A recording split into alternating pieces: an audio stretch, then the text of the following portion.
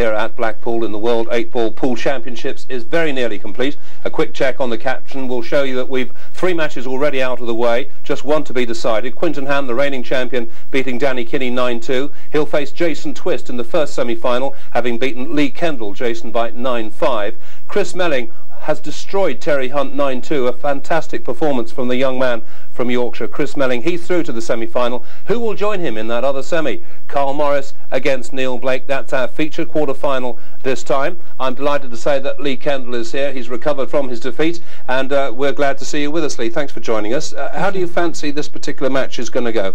Well, I think it'll be a tight match. I think Carl should just pinch it with being the number 2 seed and previous world champion, but his experience should take him through to the semi-finals. It's an interesting blend, actually, isn't it? Experience against sort of youth, if you like, in that sort of way. Contrasting performances. Contrasting styles as well. Sure. So it'll be a close match, but I think Carl will just pep it. No real fireworks, though. Should be rather steadier than the game when we saw young Chris. It's going to be hard to match Chris's performance by anybody in the tournament, but it'll be a closer game, this match, and it'll take some topping. If it tops it, we're in for a good night. OK, thank you for that. Let's have a look then, shall we, at the form, the record of these two players.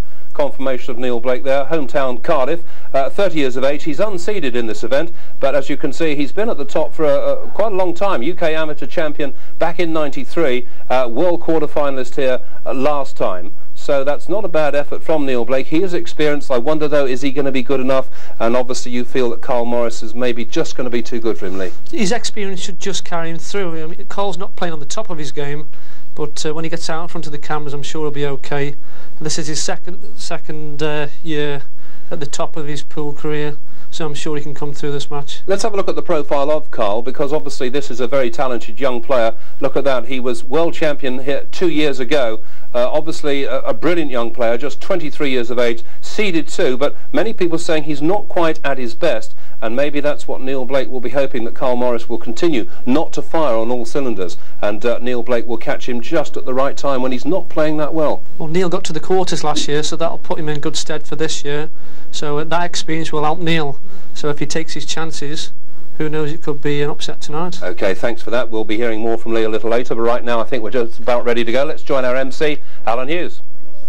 Thank you, David. Ladies and gentlemen, this is the 4th quarter-final match. Can I ask you to welcome the players and the last Welshman surviving in this tournament, and of course he is a former world quarter-finalist himself, and his opponent, a prolific tournament winner and a former Embassy world champion. Will you welcome together Neil Blake and Carl Houdini Morris.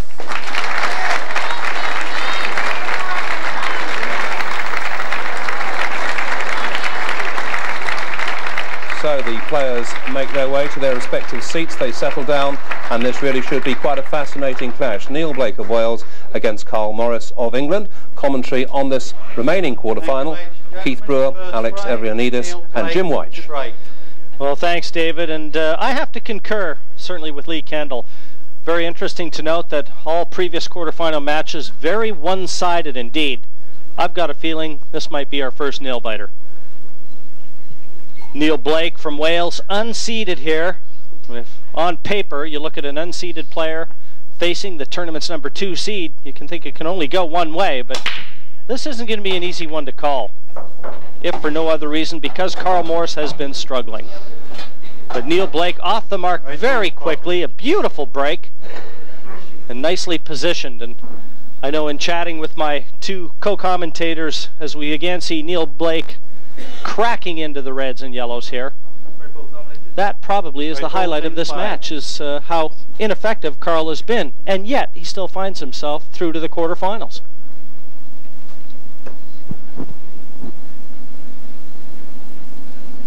30 seconds. Yellow balls to play. And there you have it, Carl Morris in with the first real opportunity now. Neil Blake just missing that flick into the center pocket, so we're going to have our first look at the former world champion Carl Morris at the table now. Just a couple years ago, wrested the biggest crown in the pool playing world. And they call him Houdini because he has been known to produce a few miraculous escapes. That was a nifty little shot right there to just developing the yellows. And Keith, Carl has to take his chances here. Being a decided favorite, important to set the ground early. Yeah, it's not always easy being the favourite. I remember when I've played in some of the matches on TV, it's always nicer really when you're the underdog. When I lost to Carl in the final, of course I was the favourite to beat Carl, and I found it a little bit intimidating. But even though Carl's only 23 years old, he really has got an old head on young shoulders, and he's quite experienced even at this tender age. And there's his dad, Jim Morris, and Jim just happens to be the team manager of the England side, of which Carl is one of the mainstays. Certainly he'll be out there rooting very hard for his son, as will Carl's mother, just to Jim's right.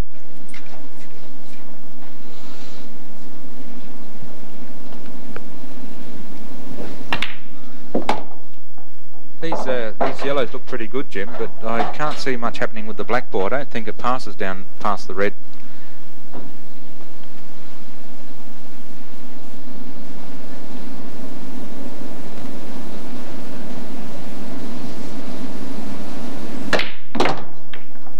He heard you, Alec. Went right after that black. Showing confidence, and no one rooting harder for Carl than his girlfriend right there. I'm sure she'll be on pins and needles until this one comes to a conclusion. Well, it's not a bad result, Jim. He's got the shot at the top left-hand corner, which, if he can pull that off, will certainly leave him a good opportunity to pot the lot. The yellow does just drift into the centre near the black, and if he can get reasonably straight on it, he will have the black down in the bottom corner. 30 seconds. He's opting for the double. Well, that's not bad.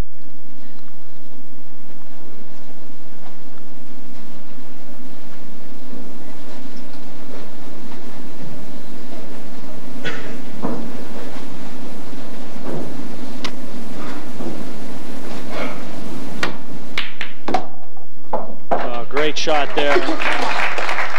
Played into the red beautifully there, didn't he? Just the left-hand side of the red to get on the right side of the table there, yes, for that straight pot. And you notice too, he doesn't have the forefinger looped over the cue as most players do when they bridge from the side cushion. A la Tony Knowles of the snooker world.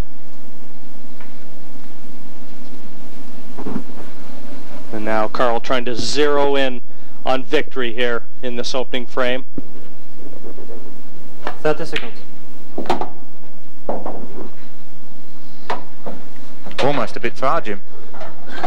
I think he has snookered himself on that. Looks like just a slight swerve here.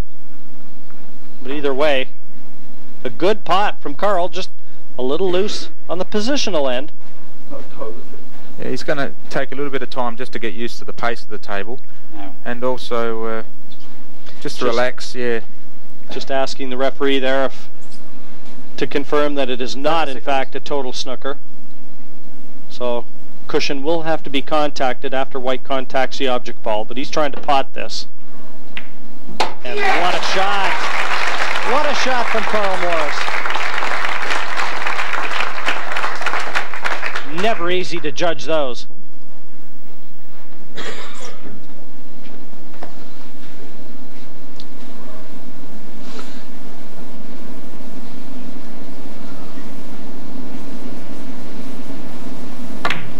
Oh. Well, half a chance here for Neil Blake now. I think Carl knows that after potting that terrific yellow, he should have slotted that 8 in. He's just caught that a bit fine, hasn't he, Jim? But you said half a chance for Neil. Well, that's what it is. It's only half a chance. He's got a couple of tough reds there to try and get control of this black, and oh, he's gone straight through. No, now he's looking better, Jim. Well, the only problem, Red, is the one nearest the black. And the sooner that he can drop on that, the better.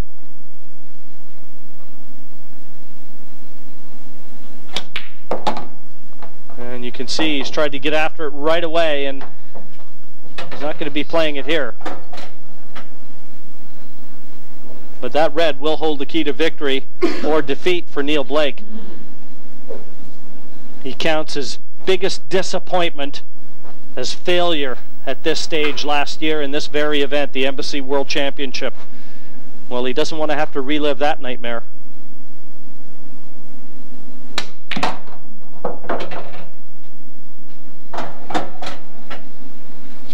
Well, we're all shaking our heads. We don't understand that shot. I think maybe he might have been trying to get behind the red to play it off the black to open up the corner. Well, Jim, so far in this frame it's a bit tentative, isn't it? Carl's made a couple of unforced errors, which is highlighted by the fact that we've been saying he isn't playing at his best. Normally we'd never see him play such shots. This is a very adventurous shot here from Neil.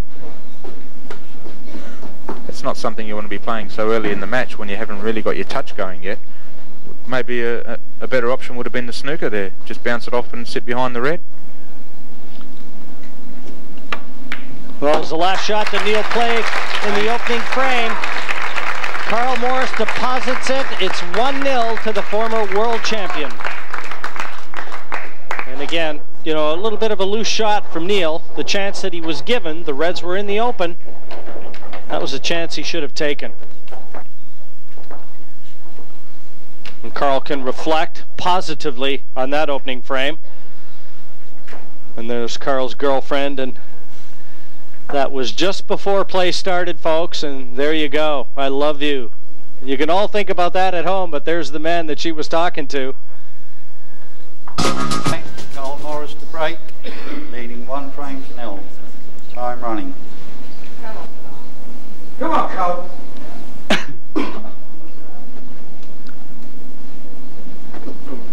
And Carl just wants a very quick re-rack. He spotted a couple balls that had just come loose, and very important to have all those balls touching. That way you get a total disbursement when you crack into them. And you can see that front red, it just doesn't want to nestle into the yellow. That's something in American pool that all the top players check vigorously, those top 4 balls, and that's exactly what Carl's doing too. Now all set, you can wind it up.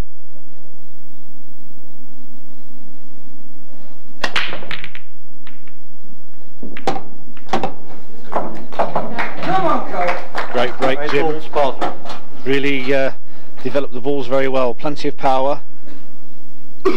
As we've said many times before, the break, such a awesome weapon these days, at this level in particular. So important to make a ball on the break and get control.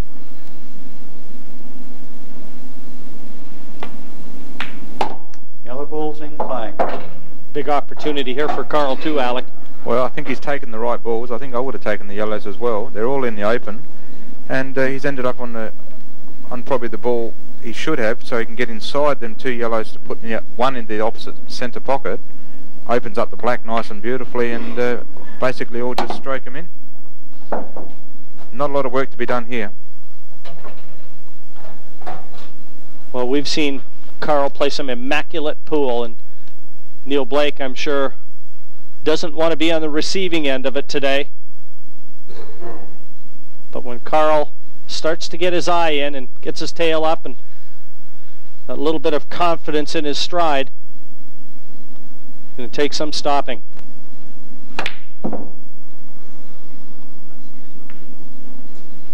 Red balls in play.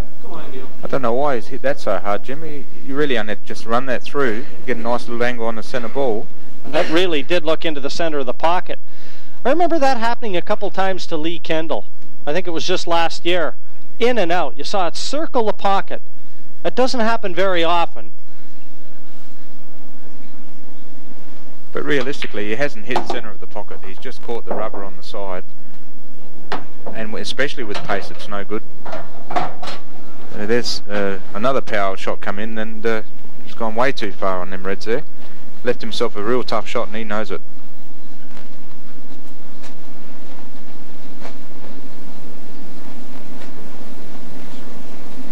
Well, I suppose if we were playing tennis, we'd call it an unforced error, because I thought Carl's selection of shot was wrong. He only had to roll the ball into the pocket, really. He didn't have to slam it like that. And also he played the shot badly.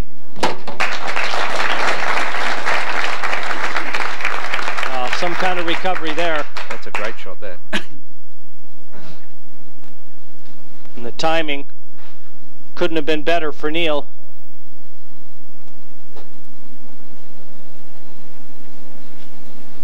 He's still got a lot of work to do though, Jim.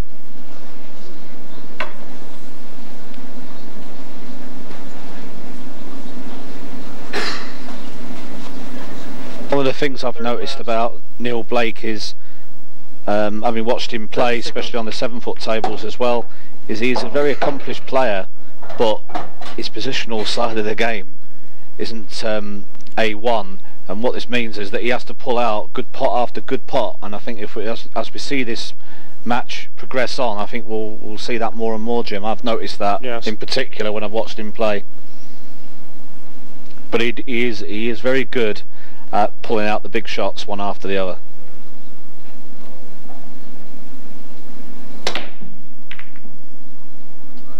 Of course, when he's attempting these big pots, he's putting himself under more pressure, and being on television and everything, the pressure just builds immensely. And here you see him going for the tough double. He's got onto the red in the centre pocket, but look what he's left. He's left a clear table for Carl. If he's to put this in, he'll clear the table.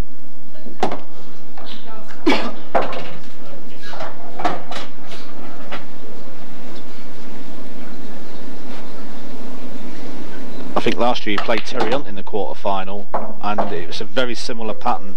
He was out of position on a lot of his shots, and he was having to pull out big shots one after the other, and of course he just wasn't making them, and he made it very easy for Terry in the end, and I think he ran out a quite convincing winner.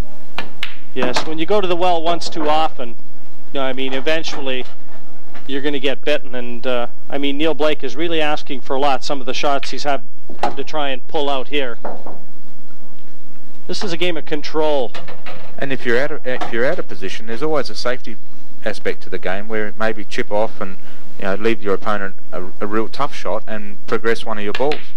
Well, he hasn't even considered that. He's just looked at trying to pot the ball and basically try for the big pot. So he's basically getting what he's asking for. But again, as Carl pots the 8, this is exactly what he wanted. The Morris camp very happy with the way things are progressing there. It's Carl Morris 2, Neil Blake 0.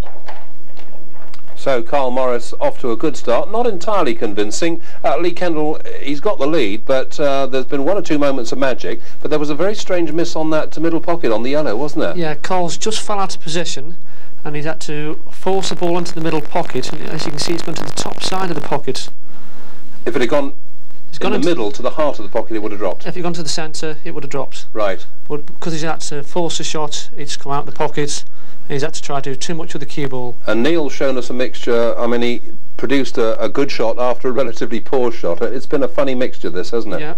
I mean, that's, you know, a terrific double. Yeah, genius shot, big double pulled out, but he's always having to go and pull out the big shots. He's got to settle down, control the cue ball, so he doesn't have to do those shots. Fine, thank you. Right, they're underway again, so let's go back now to the action. Well, desperate times early on here for Neil Blake. He hasn't had a chance to settle into this one, and trailing 2-0. And it has to be said, he's breaking well. He had a very good break in his first visit. And again, an early chance for him to try and establish a little confidence.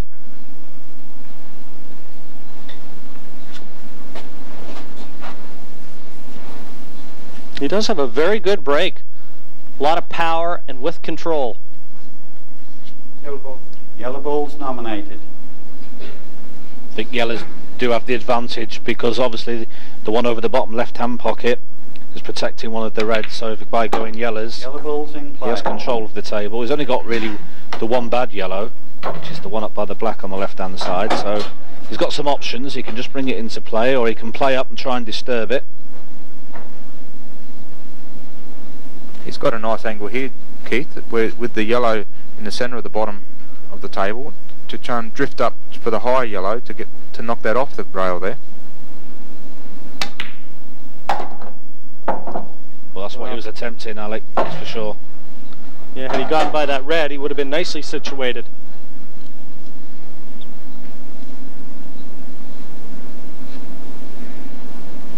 Just kisses the red here, and I think you could see by his body language he was trying to will that cue ball past that red to do exactly what you suggested.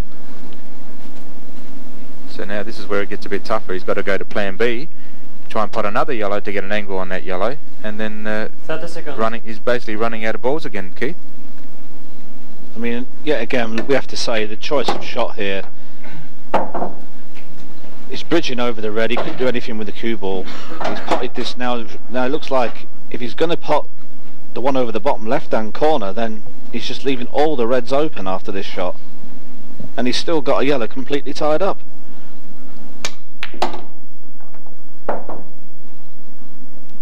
Very funny shot selection again. He's leaving himself where he's going to have to pull a rabbit out of a hat.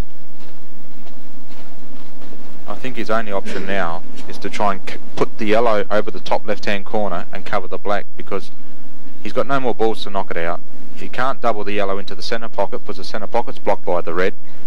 And a double in the corner is a tough shot, always a tough shot, shooting doubles to the corners.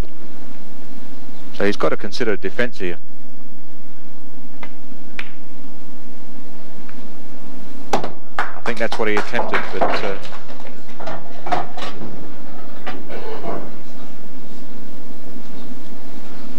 well, again, he left himself in a position where he had to try and do that, and with one mistake, had he left that yellow bottom left, that would have been in his insurance policy. Now he's got to book a new one.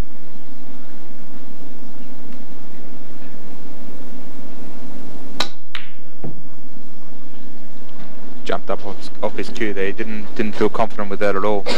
You're right, like he was up on his shot very early. I mean, the shot he was attempting was virtually impossible, to be quite honest.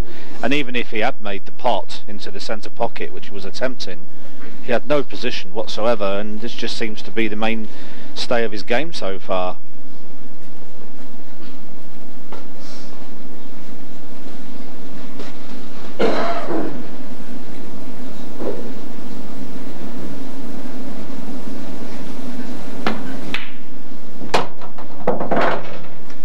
That's what makes the game so interesting, I think, where you've got a good blend of attacking pool and a good blend of defensive pool, and that's where you get so many different games of 8-ball. It intrigues us to keep playing the game because it is so different. Every frame is so different, and you've really got to decide what the balls tell you to do rather than what you think you're going to do, which is what Neil thinks. He's going to just pot out every shot, but if the balls aren't on, you can't always attempt that. 30 seconds.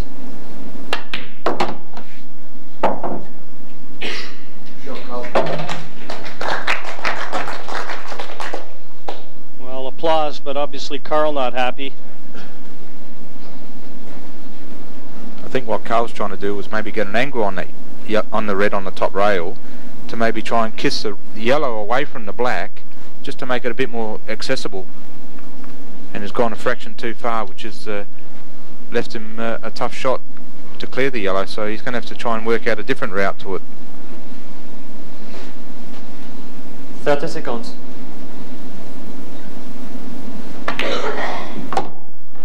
Either way, right now, he's in no real danger because Neil Blake's one yellow nearest the black, not available, not without being doubled.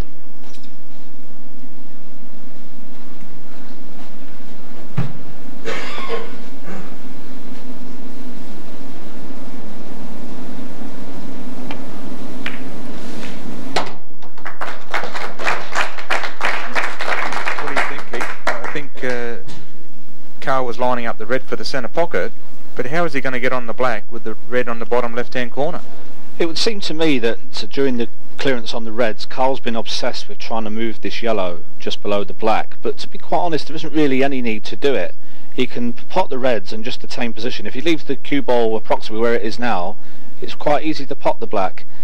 And it's always interesting to watch the styles of different players, and I think when you watch the styles of the likes of Quintin Ham, for example, he wouldn't be trying to move this ball.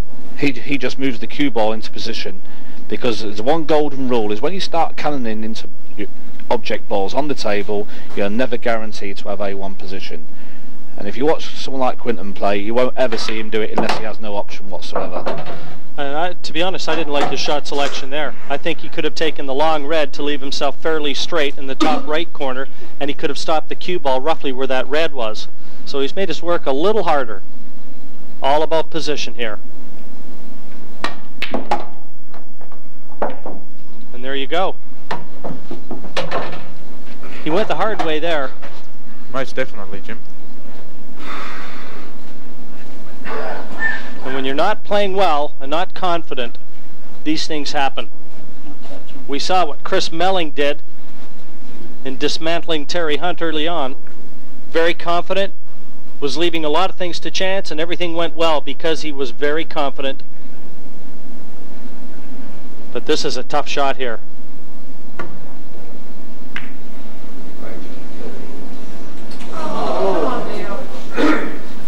Well, it doesn't get much closer without going in. It was a good attempt.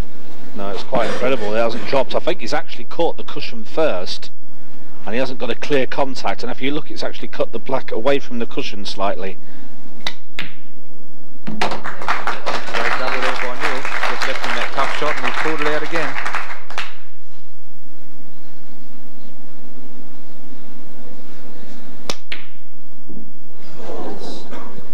Would you believe it? He did all the work again, only to gift wrap it for Carl Morris. Well, that's the second in a row.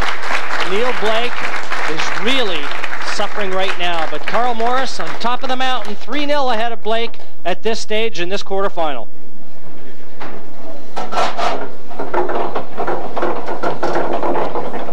But these are the kind that unless you end up winning the match, you don't forget.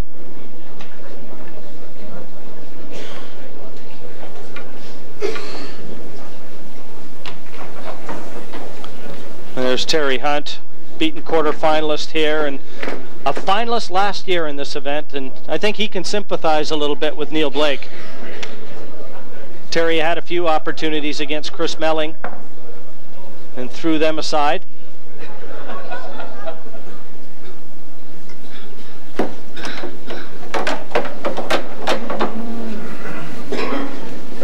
Fourth frame, Carl Morris to break, leading 3 frames to 0. Already frame number 4 of a possible 17. This our 4th quarterfinal to complete the semifinal lineup. The winner here will go on to face Chris Melling. At this stage, it's 3-0 to the man just leaving the table on a negative note there, Carl Morris.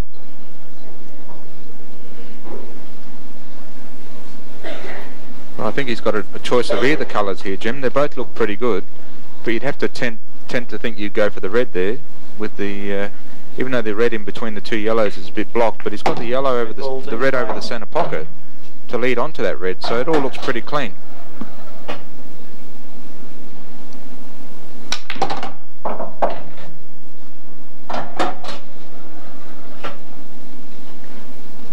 There's nothing wrong with that. He's got a nice angle there, just to pot that red slowly in the middle, to cut the red into the centre pocket and knock into the yellow, so it should hold it up for the red into the left hand corner. Although he's hit that a bit firm. I find that quite incredible. Like he's only had to roll it in to leave the angle that you've just described, and he's played it there with much too much force. And well, he's been very fortunate.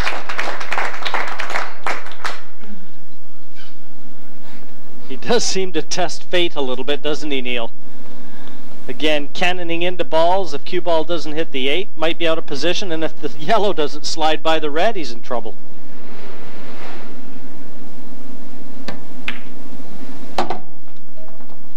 Well, in the end, he should be home and dry now. 8 left center.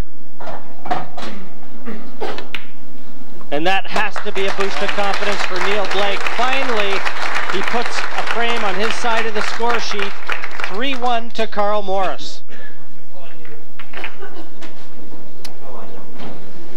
And it all came about by virtue of a poor break from Carl Morris. That let Neil Blake in. And with it, he can complete his first victory. Well, he has to be feeling a little better with himself. Still, negative thoughts have to be churning through his mind. And Carl Morris really hasn't played great. He's still 3-1 in front.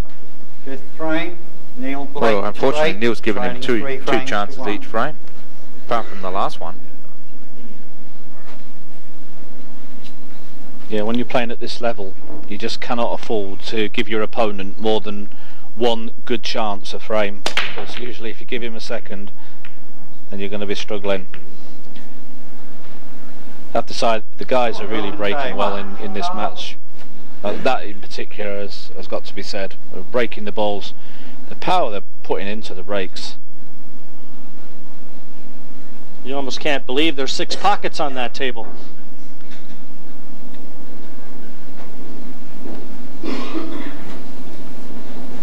And this is about 6 of one, half dozen of the other. Red and yellow on the right-hand side of the table, both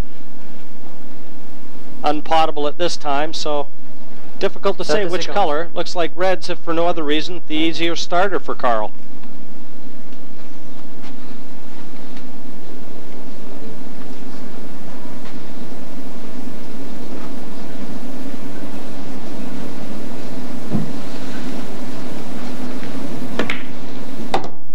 Red balls in play. Well, he's had a good look at these reds, and I'm not so sure they go. I think he's just going to elect to cover the pocket here. Yellow balls play. Well, at least to some degree anyway.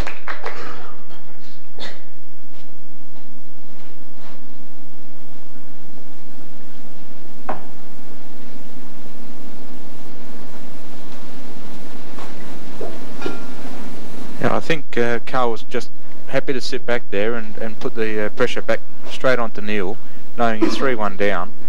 And I think Carl's very interested to see what Neil is going to do here, because we know Neil doesn't want to defend and doesn't want to play any defending shots.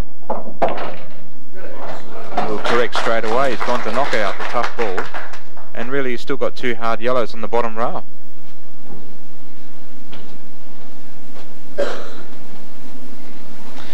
Well, Alec, actually, I mean, he could actually go for the finish here, because he can take the yellow down and play it off the red. That's what he played for there, but he's not played it particularly well. And he's just weighing this up now. If he can play this off the red and into the pocket, he's going to open up everything. Has to be judged perfectly, though. And it was. Great shot from Neil Blake there. This is the sort of form that got him into this quarterfinal.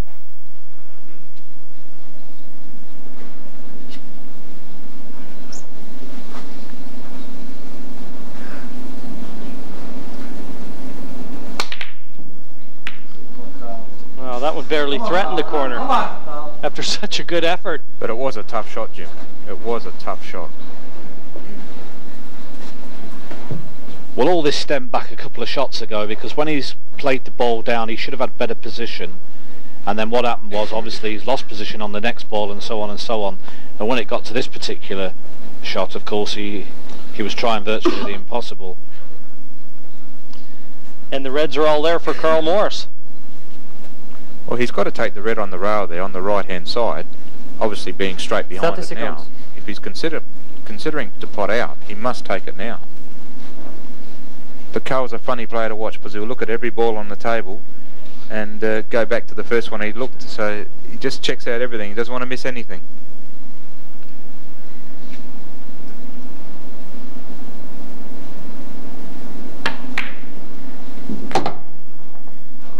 Not easy, them shots. He's played that all right. That was a good shot there.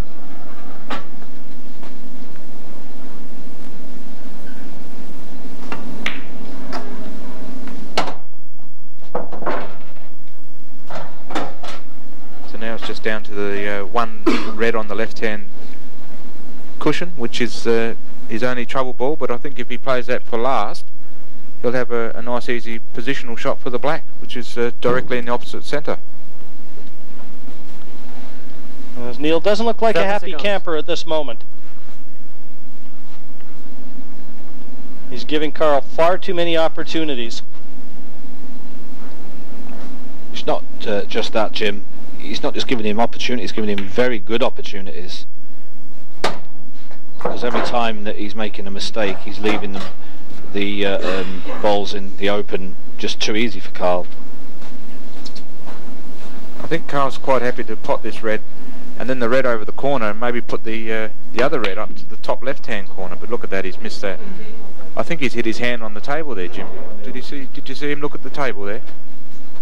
Yes, he did. As soon as he played the shot, his backhand, well, didn't look like he did. He gave it a severe dirty look, though.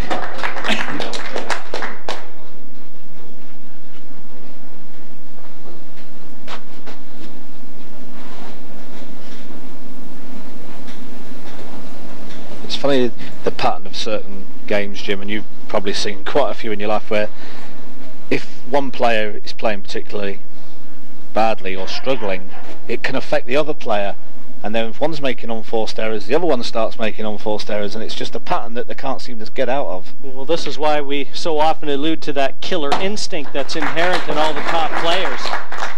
You know, when they get an opponent down, they kick him, they put him out of his misery.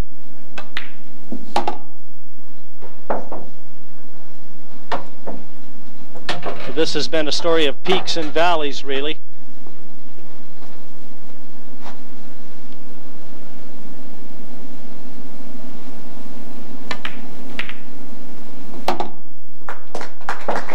And a nice shot there, using the red to hold position on the 8. And this to pull one more back.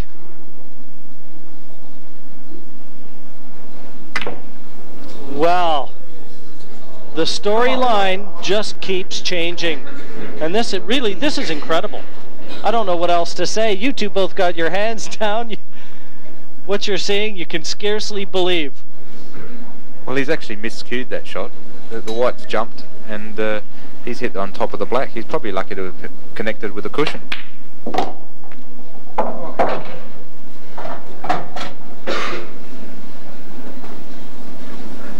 You can see him there trying to forget about it straight away, and if he's going to get out of this match, he's really just got to forget about the start of this match and get on with the rest of it. That's easier said than done.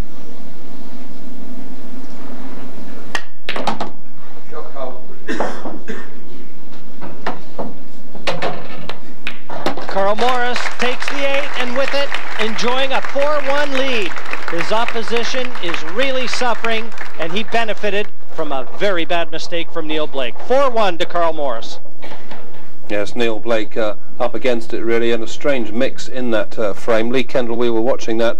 The good, the bad and the ugly there, wasn't there? I mean, there was one very brave shot which paid off, and a couple of shockers. What you seem to find is Neil will play a brilliant shot and he'll follow it right with a bad shot. He plays a brilliant shot, yellow down the cushion, in off the red. Yeah, that looked terrific. Back in with a chance, and straight away he misses. And you just feel that if he's going to take anything out of this match, he's got to start learning. Concentrate. And then with the black at his mercy. He screws it, puts too much bottom on it, miscues, tension in the arm, just letting himself down, really. Frustrating thing for him is he knows that it's going wrong, but he doesn't seem to be able to do much about it. He's shaking his head as if he's baffled. He's in the quarter-final. He's beat one of the top players in the world, Keith Brewer. He's got a chance to do his stuff on the television, and he's just not producing it. So, poor old Neil up against it. Let's go back now and see how he'll shape up in this next frame.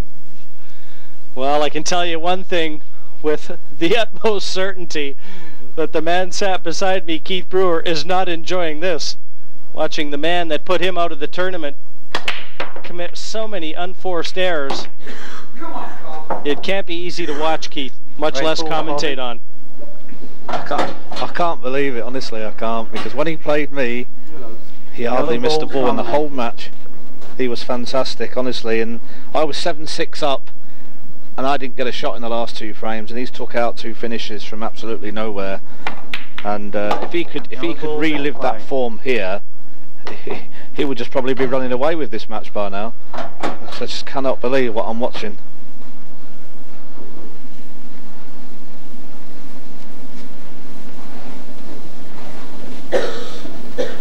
Well, he's taken the yellows here and kissed out the hard yellows from the rails, but unfortunately he hasn't left himself the next shot. It's left himself a real tough cut over the other corner. 30 seconds.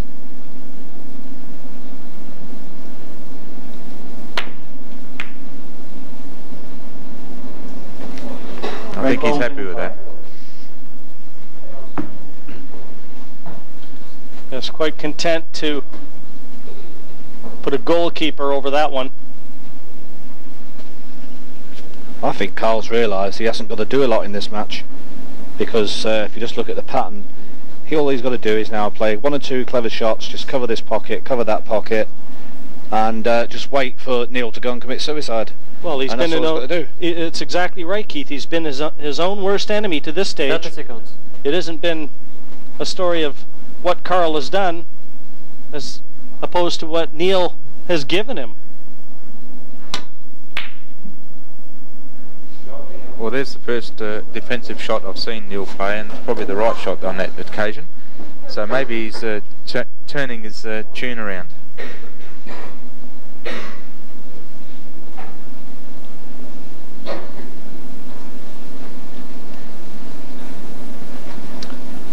Well, certainly a very scrappy looking table as we look here. Frame number 6, 4-1 to Morris. The first player to 9 through to the semi-finals. 30 seconds. And with that semi-final berth, guaranteeing themselves of 2,500 pounds. That was a great shot played there.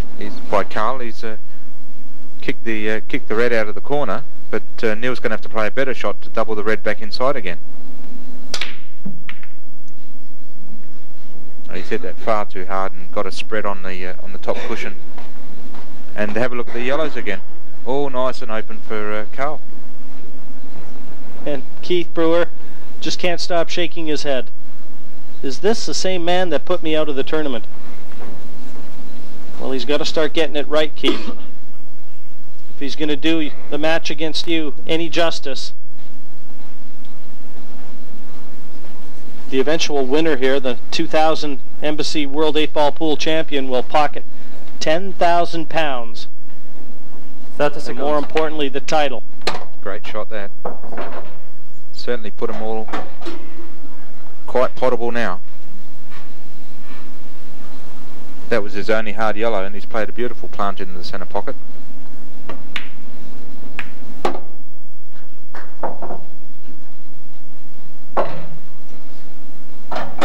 Now if this 8 above the red, the bottom of the table, if it passes to the left, then Carl can remove those 2 yellows. It doesn't look like it does, so he will want to leave one of those to the end.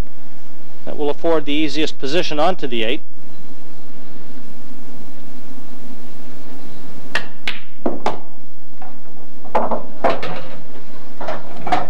Not the cleanest hit you're going to see from Carl Morris, but safely deposited, much to his relief.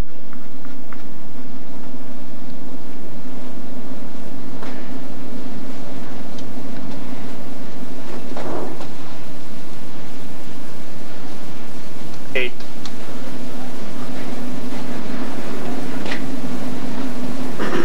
He's having a good look here, but there's only one ball he can play, and that's the one he's just chosen, so he can be painful to watch sometimes, especially when you're on the receiving end, because you know it's ABC and he knows it, but he just takes his time. I suppose that's what made him a world champion for one time. Just checks and reassesses and makes sure he's taking the right balls. Yeah, case in point.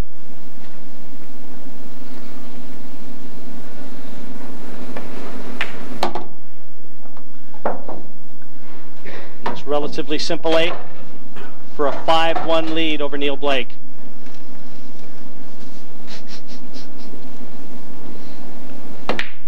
Confirmation of that scoreline. Carl Morris motoring on for a place in the semi-finals and a date with Chris Melling. 5-1 ahead of Neil Blake.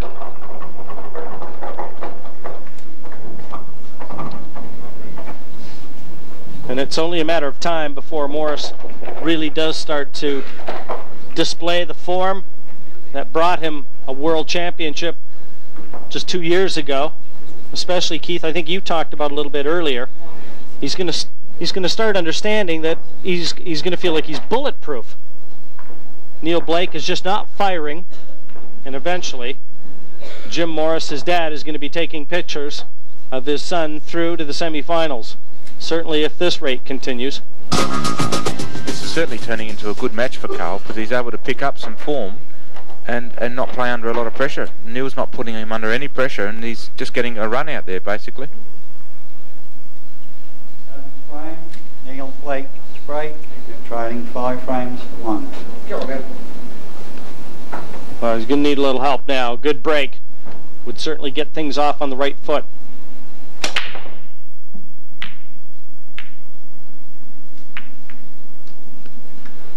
Open table. Come on, Carl. He's been breaking very well, but as is the case so often in this game of 8-ball pool, when things aren't going your way,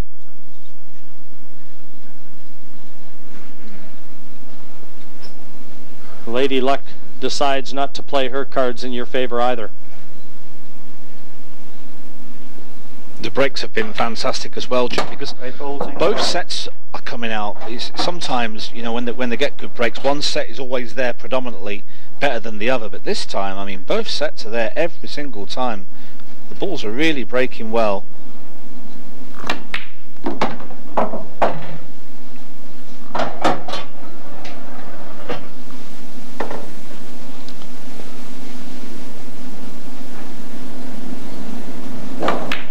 Well, every quarterfinal has been a one-sided affair. I mentioned earlier that of all 4, this one looked like it could possibly present us with one that would keep us on the edge of our seats, and to this stage, that hasn't materialized. It's not been the highest standard, but having said that, both of these so capable.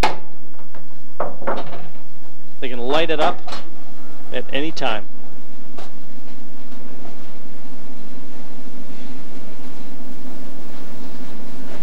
Carl's looking pretty good here again. You can certainly see the finish here. Just this red on the bottom right, and across for the red onto the other bottom left-hand corner, and a soft red into the same right-hand corner, and black in the center. Looks pretty basic. From here, of course. 30 seconds.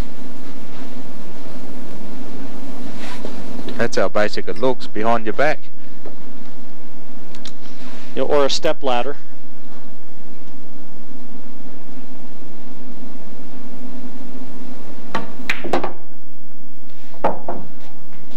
And that almost went wrong.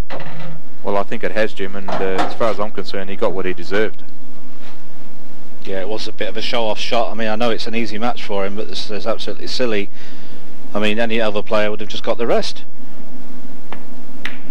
He's got away with it.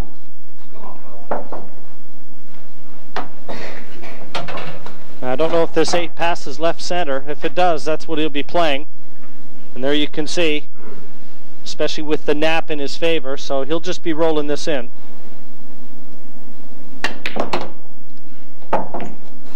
Wrong again, Jim. I can't understand that. No, I'm really surprised that he did that. He never even came and had a look to see if that 8 passed. No.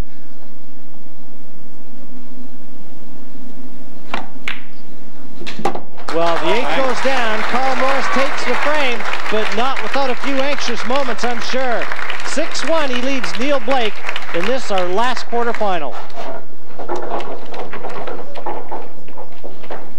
Well, he made this a lot harder than it could have been. Again, if that would have double kissed that yellow and gone the other way, he wouldn't have been able to see the 8 that he eventually potted there. I can't understand it. Can you, I mean, to play a shot from behind your back, would he have done that if it was 5-1 down? Or and then to go around and not even look at the black in the centre pocket and nearly underscrew and snooker yourself on it? I mean, he's not even under pressure, and this is what's happening. I can't understand it, really.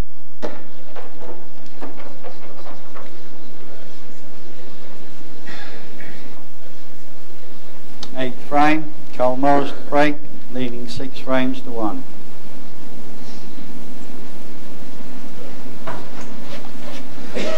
Frame number 8. And we join Carl Morris breaking off now, enjoying a 6-1 lead. Open table. And one of the many opportunities that has presented itself to Neil Blake. He just hasn't been able to take advantage. That's the reason the scoreline is so one-sided. So what do you like here, Keith? You've got to take the yellows here, do you think? Well, I was just... The key to this is this little cluster just below the black. There's 2 reds and 2 yellows. They all pop, but it's just a matter of getting position on all of them. Play. It's really even Stevens here, but... Rest, please. Time out.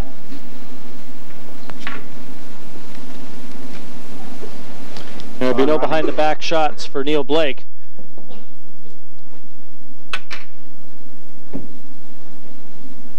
We just don't want to see him leave them balls for last, Keith, and make it so hard for him to get on them later with no balls left to get there with. He's got to do it early and get them out of the way. Well, I suppose if he wants to play a slight attacking shot, if he just screws this back as he pots the one into the centre pocket, he could actually roll the cue ball down into that little cluster, and knowing the way Neil plays, I would imagine that's what he'll probably do.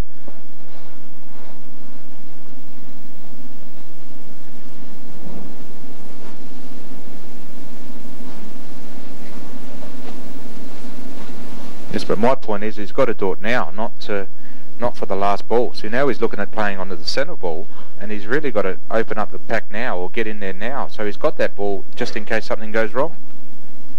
30 seconds. Well, he plays it his own way, doesn't he? He's leaving it all till last, like you're saying he shouldn't do, but that's the way he's played the whole game.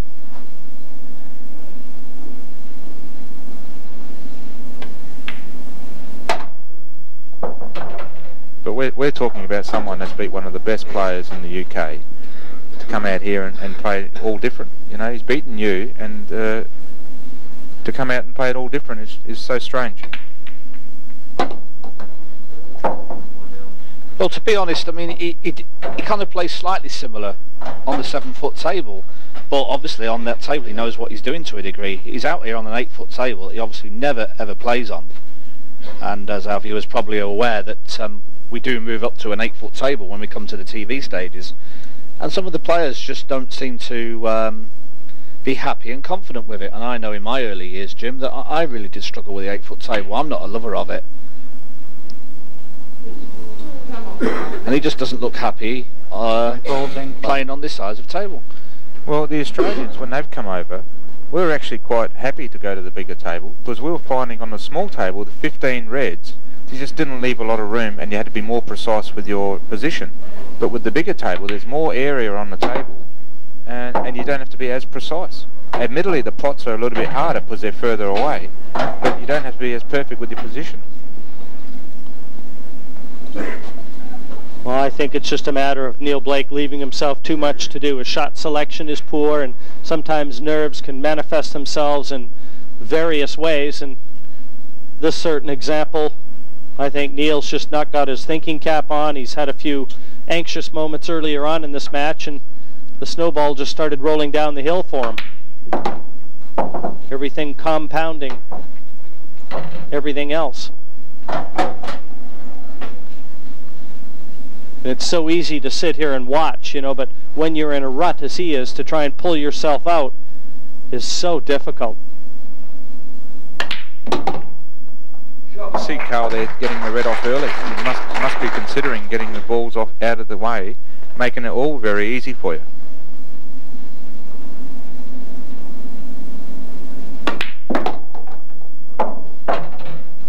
That's another good shot there. He's basically got this frame sewn up already, Jim. 3 very simple pots with an easy black.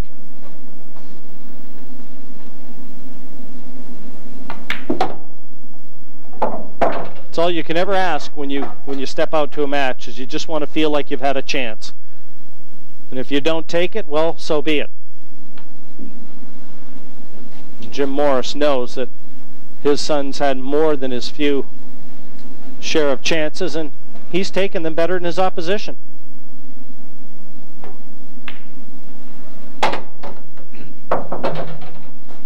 Nothing wrong with that. He hasn't turned up straight, but he's got a nice angle just to run through a little bit to put the black in the other centre pocket. So just a matter of judging pace here.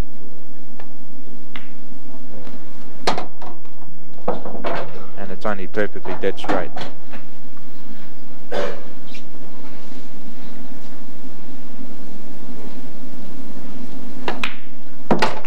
Well, it's a one-way street right now, and it's headed straight towards Carl Morris.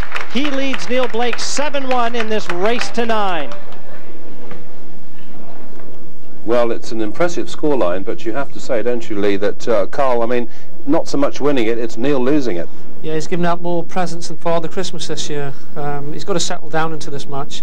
If he doesn't start producing some form, the match will be over. He is almost unrecognisable from the player that's got this far. I mean, he's totally different. He seems to have just lost it. He's a great player. He's just got to settle, come back from this such vast scoreline, yeah, and produce some form. But Carl must be thinking to himself, I'm playing badly, which he is by his own standards, but he's got a fantastically comfortable lead. Well, Carl will be over the moon. Carl cannot believe that he's come into this match. He hasn't had to play anything like his best form, and he got such a big lead. And it's easy money in the bank. He's already thinking about winning this and going through, and thank you very much. Yeah, thank you very much, exactly. Absolutely right. So there we are. The players are taking a break. We'll take a short break.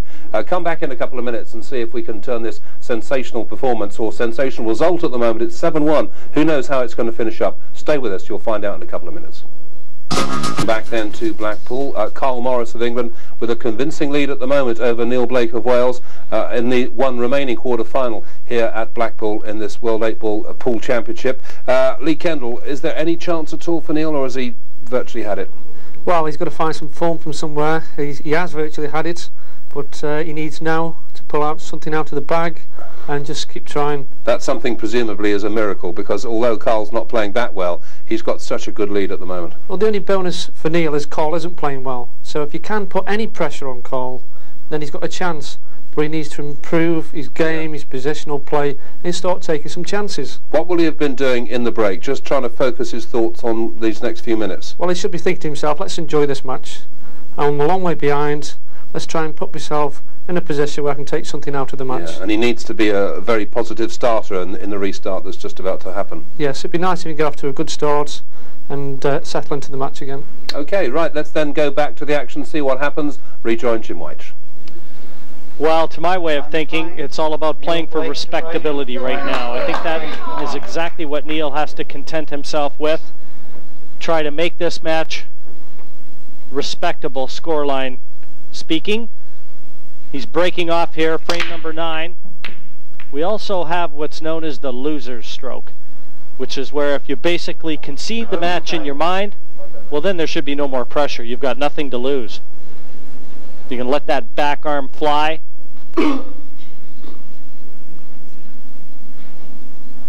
And apart from all that, Alec, I basically think you can turn Neil over. He's done. Well, if you consider he's thinking about the loosening up stroke, I really, if he starts thinking like that, well, he can't win, and that's the last thing he should be thinking. He's proved he's a good enough player. He made it to the quarterfinals last year. Why not turn it around? Why not give everyone a shock and get out there and win some frames and then put some pressure back on Carl? Well, he's giving us absolutely no reason to believe that he can all of a sudden produce the sort of form that would get him back into this. I was talking to him during the break, and he said he's just going to go out and take it one ball and one frame at a time. That's the way you approach it from the outset. At 7-1 down, it is so difficult to be able to put all those negative things that have happened to you in this match out of your mind, and his face really says it all. But Keith, as you and I were talking about as well in the interval, is, you know, these people are human. These players do make mistakes. It doesn't always flow the way it has in our first 3 quarterfinals, where the winners have produced superlative form. Sometimes you win and win ugly. Yeah, and basically that goes for any sport, Jim, not just this one.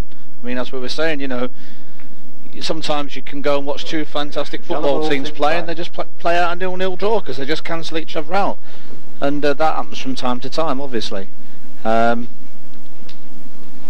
said to me that he felt a lot better this year because he'd been in the quarters last year and he'd experienced the TV and everything. And, you know, he just thought he was ready, but I just don't think he is. He just played exactly the same as what he did last year. Time running. Well, there's one of them shots you were talking about, Jim. He's just lashed out and had a go, and no control with the white and straight in off. Well, that shot was played like a man that wants to get home for the 9 o'clock movie. He just doesn't really have any desire, doesn't want to dig in and try and produce a fight back. You never win a match like this unless you try. As long as the odds might seem. 30 seconds. Matches like this have sometimes gone on to build a person's character and establish his fight back qualities. I probably just picked up a little of the black coloring from the back of the pocket as it flew in. So it looks like they're just changing the cue ball. Mike Perkins, our referee, swapping it up. Well, there's something that might turn Neil's luck. Can't hurt. Well, I know on that roulette wheel, Jim, when they change the white balls or they change the dealers, things change. Second visit. So now we know where he's been hanging out the last couple of nights, Jim. Well, this is the red right here. If Carl can get this, and once again, everything should be on a silver platter for him. And he's missed it. What's wrong with that white ball, Jim? Yeah, it's the old change the white ball move. Well known in North America, that one. Obviously a newcomer to Britain. But Neil Blake, he's made a few trips across the Atlantic.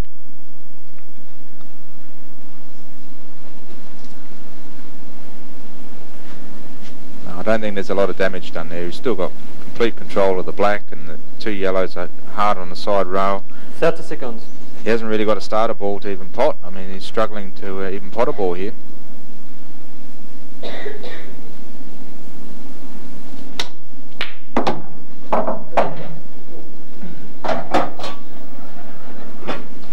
Well, he struck that one nice, stayed still, and the cue went straight through the white. His action has looked very nervy in the opening session. Wasn't following through. He was almost pulling it back after cue in the white, snatching, and usually a sign of a player that is very much on edge.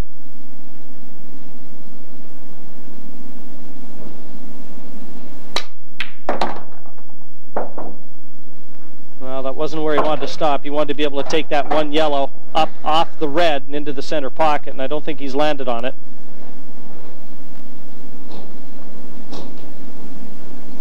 Needed to pull that cue ball back a little bit. And now he's going for a real tough shot here. It's come off, he's played it well. But he's given the foul away, potted the red in the bottom right-hand corner. I think he's a bit unlucky there. I really, he's played a good shot and just lost control of the white ball. Well, it never rains, but it pours.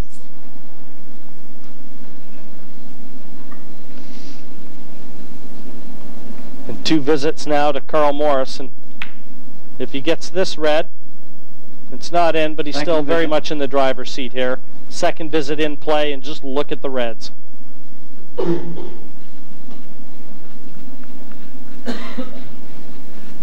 Mind you, lest we forget, Alec, we've got the different cue ball in there. Well, he hasn't potted a ball since it's been on the table. But I don't think it's going to be a problem. It's still round, Jim. 30 seconds.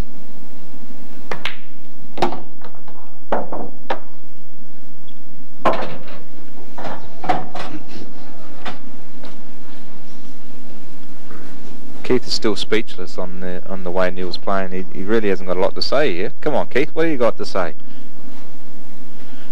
It's quite embarrassing to watch, to be quite honest, Alec.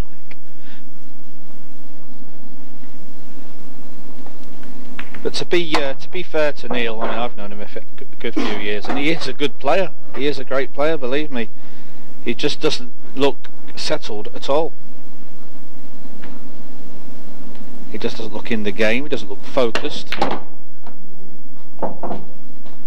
no self-belief. He doesn't believe he can win the game. If you go in with that attitude, you're never going to win. He fell at this hurdle last year, and one would have thought that that experience would have put him in good stead.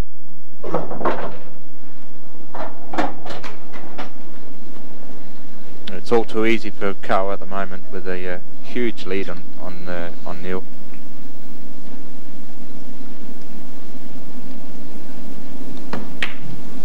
And the 8 goes down. Carl Morris now on the brink of victory. 8-1 ahead of Neil Blake.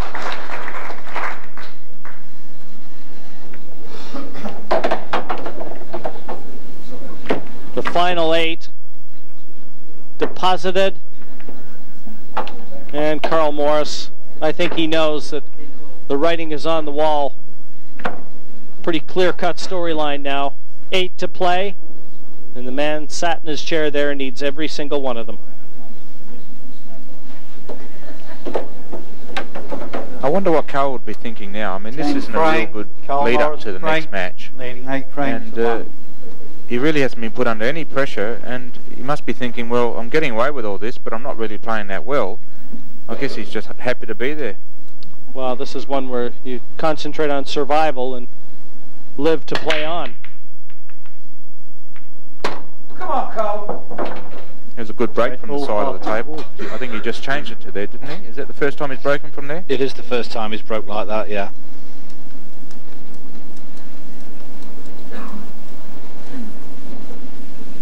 I think he actually went second ball down, which is something that the players turn to sometimes if they're not potting a ball off the break from the centre. One of the other reasons they tend to do it, Alex, is when they keep going in off. Some of the players do have problems when they're trying to put a lot of power in, because they keep going in off into the middle pockets especially, and they just do that to make sure that they control the cue ball better. Isn't it amazing how you think you're changing your break, but you still seem to find that same centre pocket in off break after break, and you're trying to aim at somewhere different, but it just keeps on going in there. Yeah, that's right.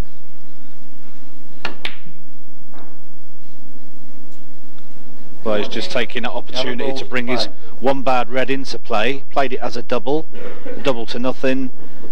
There's a couple of yellows on the left-hand side rail that are obviously going nowhere, and he probably feels in his heart, even if they were all over the pockets, he'd be getting back to the table. So just waits for a better opportunity.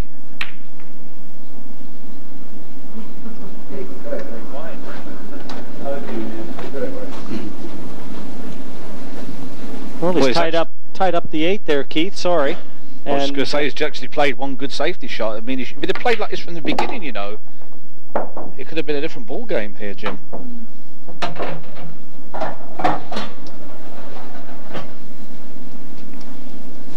Well, Carl Morris does have the benefit of knowing that Neil's 2 yellows on the left-hand cushion, their wedge together, will have to be developed. Good shot by Carl there. He's nearly got the snooker, and he's covered the line of the yellow and the black, so just getting a bit more control back there. No, Carl knows he only needs this last frame, so he's in no hurry. You can see the red's not going to the white's not going to pass between the 2 reds, but it's obviously not a total snooker because he could hit the yellow near the black, just the edge of the yellow. But he's not going to attempt to play that because he's happy with the black tied up. But I don't think he can afford to give him 2 shots, but it's too easy for Carl to pot the red and open up the black. No, I'm finding it's quite unusual, I like what he's doing here, because he's played a senseless safety shot, give him 2 visits, and of course now he can win the match. As they are there, Carl doesn't even have to pot the red in the right hand corner and break into the black. He only needs to pot that red and basically get out into the middle of the table, pot the other reds, and have two shots remaining on the black.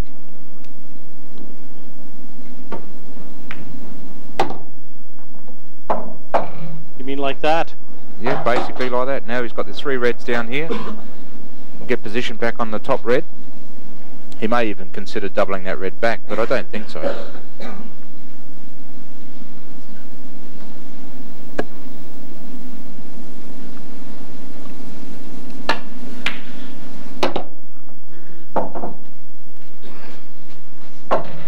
Just wants to ensure to leave a path in potting this red. He could take the red into the center that he's looking at now, and he wants to ensure to leave the path through to the red nearest the top left corner. There's still a lot of things that can go wrong here, and he knows he's got to keep that second visit in hand for the 8.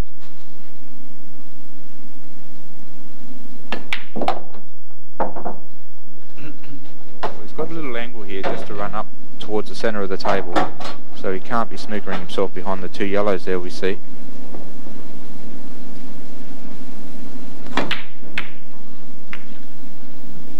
Well, he's tried for a lot there. He's tried to pot the red off the yellow, knock the yellow onto the red, with when really he doesn't even have to. I can't understand why he would take that shot on. All you can say is, Alec, is bad shot selection. I think you called it right. He left a nice angle into the middle, just roll it in, naturally coming up for the red on the rail, and of course still carrying the 2 visits, didn't have to disturb the black.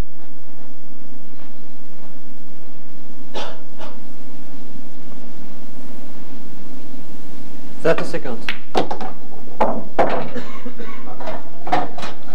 There you see him trying to kiss the black out, misses it, and now it's snookered. So maybe things are turning for Neil here. He might be able to slide in there and pick up a couple of frames. Well, such a long road back. Well, Neil's in no hurry. He's happy to sit and wait and pick them up one at a time.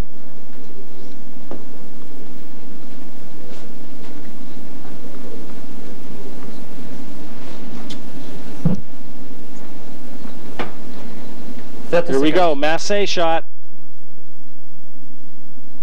More than one cloth has been ripped in attempting this. Don't think he needs to play any shot like this. Just make sure he hits the red.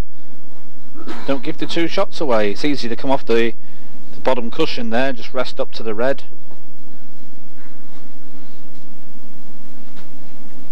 He's trying to pot it, Keith.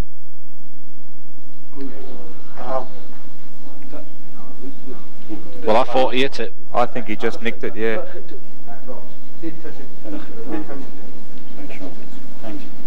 I don't think the umpire was in the appropriate position to just see that red ball just rock. I think it just rocked a bit. Just scraped the paint, as we say.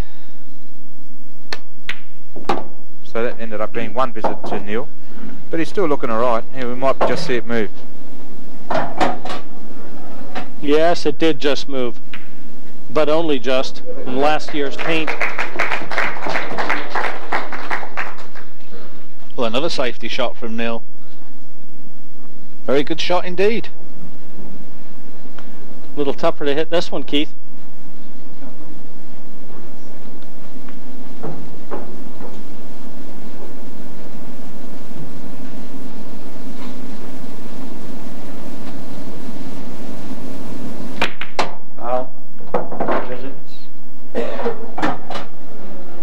Well, it's not too bad. It's about all he could do from there. Yeah, well, there was no point leaving the yellow there blocking the red. He had to at least keep some pressure on Neil and move that yellow away from in front of the red. And Neil here with 2 shots, well, you would think he's going to attempt to pot out. He's got a nice angle here to kiss out the black away from that yellow now that he's got 2 shots. Wasn't quite right. Well, he definitely looks to be carrying his 2 visits to that yellow nearest the black. Just a question of whether he can develop into a potable position. This is where you've got to decide whether do I try and pot the 2 balls and just have 2 on the yellow, or do I get an angle on one of the yellows to knock out the black away from it. It just depends. If you think that the angles are right and you should, well, do it the easy way. He might have a bit of an angle here to just nudge into it. Won't be hitting it at pace though. Just try and clear it a little bit. That's why I didn't think he'd be hitting it at pace. Well, he's not just hit it at pace, has he? He's actually played it well off target. If you look very clearly, you can see it catch the cushion at least 4 to 5 inches before the pocket. Tried to pinch the pocket, Keith, make a little more angle and presented itself. pretty hard to pinch the pocket from an angle like that. There's no pocket there at the present. Can play a good safety. There's a couple of ways. Just tap off the ball like he's doing now. He could actually clip off the other yellow and come behind the yellow he's just played. And it's another very poor shot. I think he's left the red on, and Carl's having a look to see if the 8's available.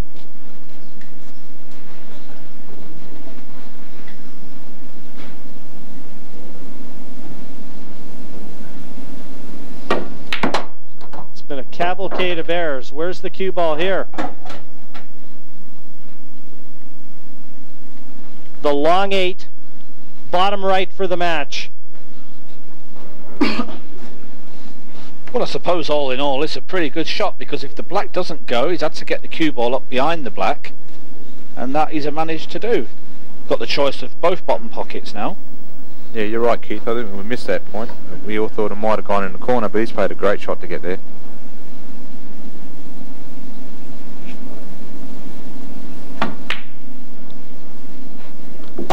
Where's the white? Down to the same corner, the 8 went in, and Carl Morris has taken out Neil Blake in a convincing fashion, 9 frames to 1, and he will meet Chris Melling in the bottom half semi-final. Well, the result is terrific, isn't it? 9-1 for Carl Morris, but really the way in which it came about wasn't too impressive. He won't be deceived, I'm sure. He knows he could have played a lot better. Lee Kendall, I'm sure he is honest enough to know that that margin of victory is hugely flattering. Well, you can see on his face he's won 9-1. He doesn't look happy. No. He's got to take himself to one side and try and get himself ready for the semi-final now. Yeah, and just a quick word for our loser, Neil Blake. I mean, terrible performance from him, really, to be honest with you. He was so disappointing. Well, it's his second quarter-final. I was hoping a little bit better would come this year than what happened last year, but yet again... Actually, on his player profile, I was looking at it earlier, he filled it in and he said that was his worst moment as a pro, the experience in last year's quarter-final, and this really has just continued that nightmare. Yeah, I think this one will be on next year. Do you think so? Unfortunately, yes. And just briefly, how do you reckon Carl is going to make out for it? He's got to really get himself in hand pretty quick, hasn't he? Well, for me, there's only one winner of the semi-final, Chris Melling. Carl's got to play extremely well to stop him. Okay, let's just confirm then the results now we've completed the quarterfinals here. Quinton Hann, of course, the defending champion, convincingly a victory over Danny Kinney 9-2. Jason Twist beating our guest today, Lee Kendall, 9-5. Chris Melling absolutely overpowering Terry Hunt 9-2. And Carl Morris, well, the winning verdict even more decisive, but it was a strange sort of performance. Anyway, he's through. Neil Blake is out. So there we are, that's it for now from all of us here at Blackpool. Hope you've enjoyed it. Make sure you're with us next time. In the meantime, from all of us here, for now, it's goodbye.